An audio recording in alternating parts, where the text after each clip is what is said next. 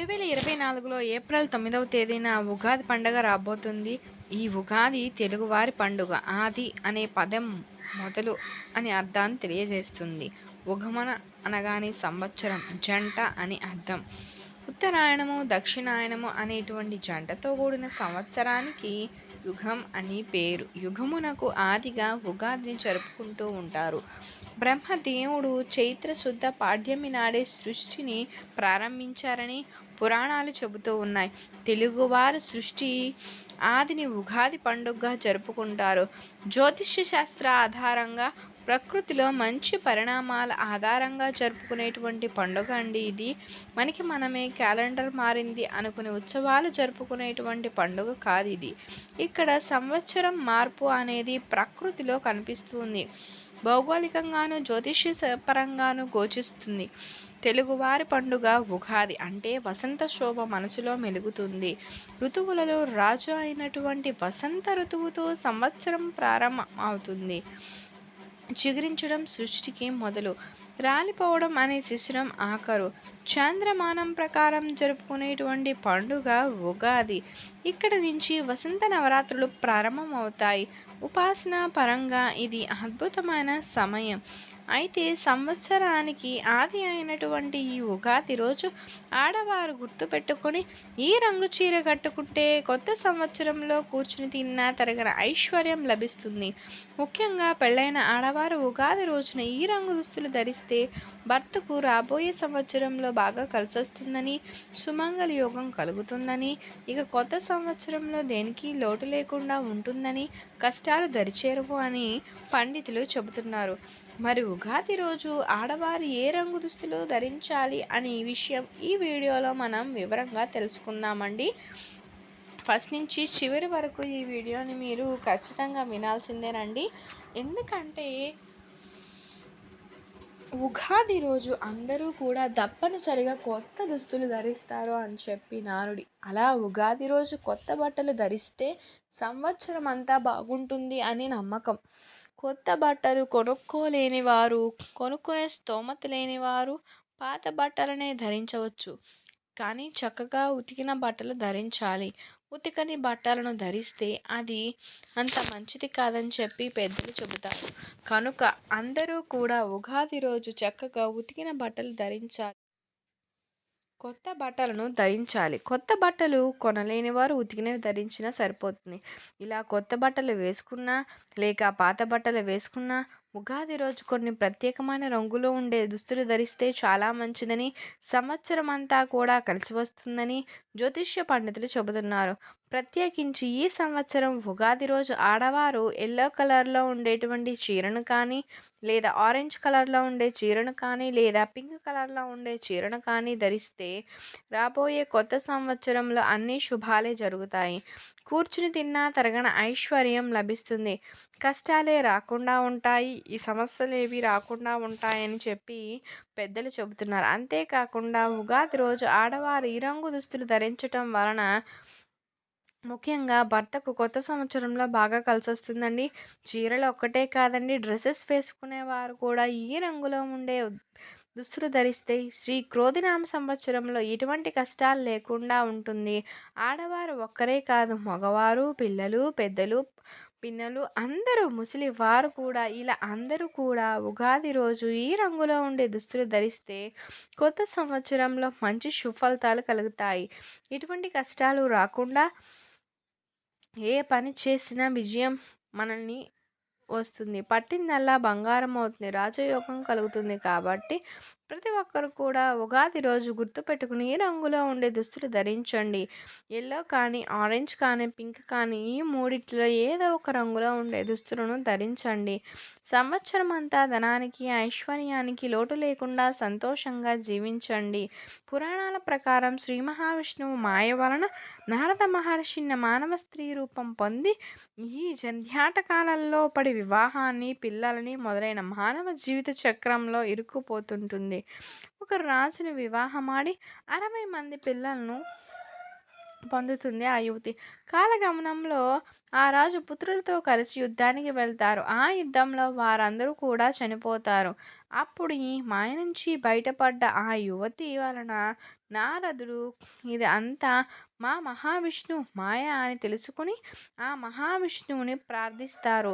విష్ణువు నారదుడిని కరుణిస్తాడు. మీ పిల్లలు 60 సంవత్సరాలుగా కాలచక్రంలో తిరుగుతూ ఉంటారు అని వరమిస్తారు. అవి మన తెలుగు సంవత్సరాల్లో ప్రస్తుతం వాడుకలో ఉన్నాయి. విష్ణువుకు యుగాది అన్న పేరు కూడా ఉందండి. దానిని మనం విష్ణు సహస్రనామంలో చూడవచ్చు.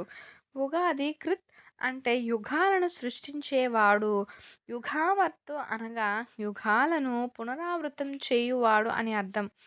ప్రతి పర్వదినము కూడా ఔచిత్యవంతంగా ఉంటుంది. ప్రకృతిలో ఉన్నటువంటి మార్పులకు అనుగుణంగా మనం చేసుకుంటూ ఉంటాం. ఉగాది రోజు నిమ్మ భక్షణం అనే ప్రసాదం తీసుకుంటాము. నింబ అనగా వేప.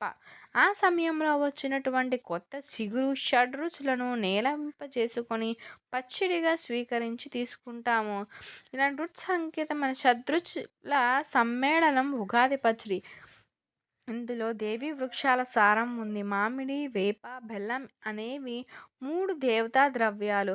అభ్యంగన స్నానం చేసి, నూతన వస్త్రాలను ధారణ చేసి, భగవతారాధన చేసి, గుమ్మాలకు మామిడాకుల తోరణాలు కట్టి, గడపలకు పసుపు కుంకుమలు పెట్టి, దీపారాధన చేసి, భారతీయులు శుభాకాంక్షలు చెప్పేటువంటి తీరులో పవిత్రత ఉంది కాబట్టి, ఆ వాతావరణం నుంచి వచ్చే కోరిక ఖచ్చితంగా ఫలిస్తుంది కాబట్టి భారతీయులు ఉగాది శుభాకాంక్షలు చెప్పటంలో ఒక సార్థకత ఉందండి. తన జీవితంలోని ఎగుడు దిగుడులను కూడా మనం సమంగా తీసుకోవాలని తెలిపేదే ఉగాది పచ్చడి. తీపి, వగరు, పులుపు, చేదు, ఉప్పు, కారం కలగలిసినది ఉగాది పచ్చడి. జీవితం కూడా అంతేనండి. అన్నింటినీ ఆస్వాదించినప్పుడే సంతోషంగా ఉంటాం. ఉగాది భావాన్ని తెలిపేది ఉగాది పచ్చడి. షడ్రుచుల సమ్మేళనంగా చేసేటువంటి ఈ పచ్చడి జీవితంలో జరిగే వివిధ అనుభవాలకు ప్రతీక.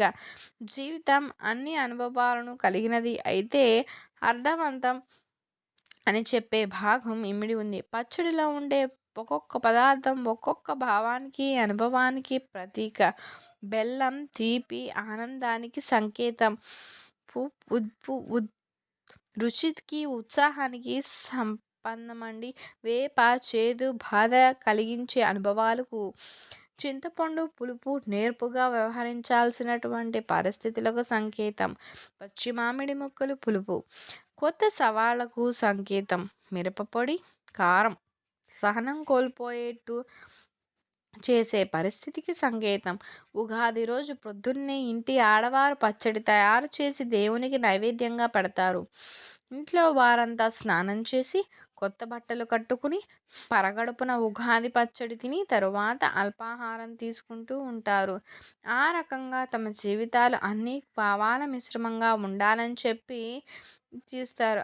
శాస్త్రీయ పరంగా చెప్పుకోవాలి అంటే ఉగాది పర్వదినం మొదలయ్యే రోజు నుంచి అంటే చైత్రమాసంలో భూమి సూర్యునికి చాలా దగ్గరగా వెళ్తూ ఉంటుంది. ఆ సమయంలో సూర్యుని నుండి వెలువడేటువంటి వేడి తాపం వల్ల మన శరీరానికి, ఆరోగ్యానికి హాని కలిగించేవిగా ఉంటాయి. వేడిని నివారించడానికి పచ్చడిలో ఉండే బెల్లం, వేపపూత ఎంతో తోడ్పడతాయని చెబుతారు. ఉగాది రోజున విధిగా పంచాంగ శ్రవణం చేయాలి. పంచాంగ శ్రవణం సాధారణంగా దేవాలయాలలో జరుగుతుంది. తిథి, వార, నక్షత్ర, యోగ కరణాలను 5 అంగాలను వివరించేదే పంచాంగం. పంచాంగ శ్రవణ సమయంలో ఉత్తరాభిముఖంగా కూర్చోవాలండి. పంచాంగకర్త నవనాయకులు, ఉపనాయకులు, వారికి ఆధిపత్యం వహించేటువంటి గ్రహాలు, వాటి ద్వారా సంవత్సరంలో కలిగేటువంటి ఫలితాలతో పాటు సంక్రాంతి పురుష లక్షణాలు, ఫలాలు, వివిధ నక్షత్రాలు, రాసుల వారి రాశి ఫలాలు, ఆదాయ వ్యయాలు, రాజపూజ అవమానాలు ఇవన్నీ కూడా వివరంగా తెలియజేస్తారు.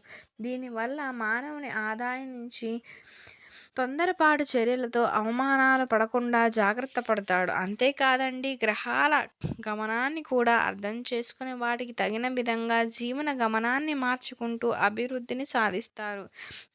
ఉగాది రాబోతుంది. తెలుగు సంవత్సరాది ప్రారంభం కాబట్టి ఈ రోజున పొరపాటున కూడా కొన్ని తప్పులు చేయకూడదని పండితులు చెబుతారు. ఈరోజు తప్పనిసరిగా ఉగాది పచ్చడి తినాలి. ఇంతటి పవిత్రమైనటువంటి రోజు ఉపవాసం ఉండే చాలా మంచిది. లేదండి. ఉపవాసం ఉండకపోయినా తప్పు లేదు. కానీ పొరపాటున కూడా ఈరోజు మాంసాహారం తినకూడదు. అలానే నెలసరిలో ఉన్నవారు ఉగాది రోజు పూజలు చేయకూడదు. ఎలాంటి పూజలు చేయకూడదు. నెలసరిలో ఉన్నవారు ఉగాది పచ్చడి తినవచ్చు. దానిలో తప్పు లేదు. ఉగాది రోజు సూర్యోదయానికి పూర్వమే నిద్ర లేవాలి. సంవత్సరం ప్రారంభమయ్యేటువంటి ఈరోజు సూర్యోదయ సమయంలో పడుకొని ఉన్నారు అంటే సంవత్సరం అంతా దరిద్రం అనుభవిస్తారు. మీ శరీరాన్ని బద్ధకం ఆవహిస్తుంది. ఏ పని చేసినా అపజయాలే ఎదురవుతాయి. అలానే ఈ ఉగాది రోజు భార్యాభర్తలు సంగమించకూడదు. అంతేకాదండి, ఉగాది రోజు ఎవరితోనూ గొడవలు పడకూడదు. ముఖ్యంగా ఇంట్లో భార్యాభర్తలు వాదనలు ఆడుకోకూడదు. పిల్లల్ని తిట్టకూడదు. ఉగాది రోజు ఏ ఇతర జీవిని హింసించకూడదు. ముఖ్యంగా గోవుల్ని కొట్టకూడదు. ఈరోజు గోవుల్ని పూజించాలి. ఈరోజు గోవుకి పచ్చటి రంగులో ఉండేటువంటి ఆహారం తినిపిస్తే మీకు మీ కుటుంబం 10 కాలాల పాటు పచ్చగా ఉంటుంది. ఉగాది రోజు కుటుంబంతో సంతోషంగా ఉండాలి. వీలైనంత వరకు ఇష్టదైవ నామాన్ని స్మరించాలి. అలానే ఉగాది రోజు ఆడవారు ఏదైనా గుడికి వెళ్ళినప్పుడు జుట్టు విరబోసుకుని వెళ్ళకూడదు. చక్కగా జడ వేసుకుని వెళ్ళాలి. ఈరోజు స్నానం చేయకుండా అపరిశుభ్రంగా ఉంటే మహాపాపం మూట కట్టుకున్నట్లుగా అవుతుందండి. ఉగాది రోజు తప్పక ఈ నియమాన్ని పాటించాలి. మీకు కనుక ఈ వీడియో నచ్చినట్లయితే లైక్ చేయండి, షేర్ చేయండి, సబ్స్క్రైబ్ చేయటం మర్చిపోకండి. Thank you for watching. Thank you.